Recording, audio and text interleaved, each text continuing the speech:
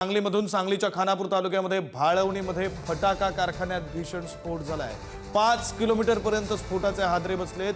2 जण गंभीर जखमी झालेले आहेत। स्फोटामुळे आजूबाजूच्या गावातील घरांचं आणि वाहनांची काच सुद्धा फुटलेल्या आहेत। दृश्य आपण पाहतोय, फटाक्याच्या कारखान्यामध्ये भीषण स्फोट झालेला आहे। सांगलीच्या खानापूर तालुक्यातली ही दृश्य आहेत आणि जवळपास 5 किलोमीटर पर्यंत या स्फोटाचे हादरे बसलेले आहेत। आजूबाजूच्या परिसरातील गाड्यांच्या घरांच्या काचा सुद्धा फुटलेल्या आहेत। धुराचे लोट किती मोठ्या प्रमाणात पसरलेत त्यावरून अंदाज येऊ शकतो की हा स्फोट किती मोठा होता आणि त्यामुळे या स्फोटाची भीषणता, या स्फोटाची दाहकता लक्षात येते। 2 जण गंभीर जखमी झालेले आहेत। सध्या त्यांच्यावर उपचार सुरू असावेत।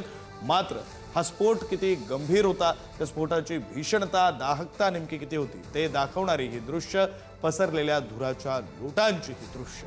आपले प्रतिनिधी स्वप्नील पाटील आपल्यासोबत फोन लाईनवरून जोडले गेलेले आहेत। अधिकचे तपशील ते देतील। स्वप्नील, सांगलीच्या खानापूरमधील भाळवणीमध्ये हा सकाळी 10 वाजण्याच्या सुमारास फटाका कारखान्यामध्ये स्फोट झालेला आहे। या फटाका कारखान्यामध्ये शोभेच्या दारूची निर्मिती केली जात होती आणि सकाळीच्या सुमारास हा भीषण असा शक्तिशाली स्फोट झालेला आहे। स्फोट इतका भयंकर होता की भाळवणीसहच्या आसपासच्या 5 किलोमीटर परिसरामध्ये असणारी गावं आहेत त्या गावामध्ये हादरा बसलेला आहे। 5 किलोमीटरचा परिसर आहे तो संपूर्णतः हादरून गेलेला आहे। तसेच या आसपासच्या गावामध्ये असणारे जे घरं आहेत, ते वाहनं आहेत, त्यांची देखील काचा फुटल्याचं समोर आलेलं आहे। या स्फोटामध्ये आफताब मनसूर मुल्ला आणि अमीन मुल्ला हे दोघे गंभीररित्या जखमी झालेले आहेत। त्यांना उपचारासाठी सांगलीच्या शासकीय रुग्णालयामध्ये दाखल करण्यात आलेलं आहे। परंतु हा स्फोट नेमका कसा झाला हे अद्याप समोर आलेलं नाही आहे।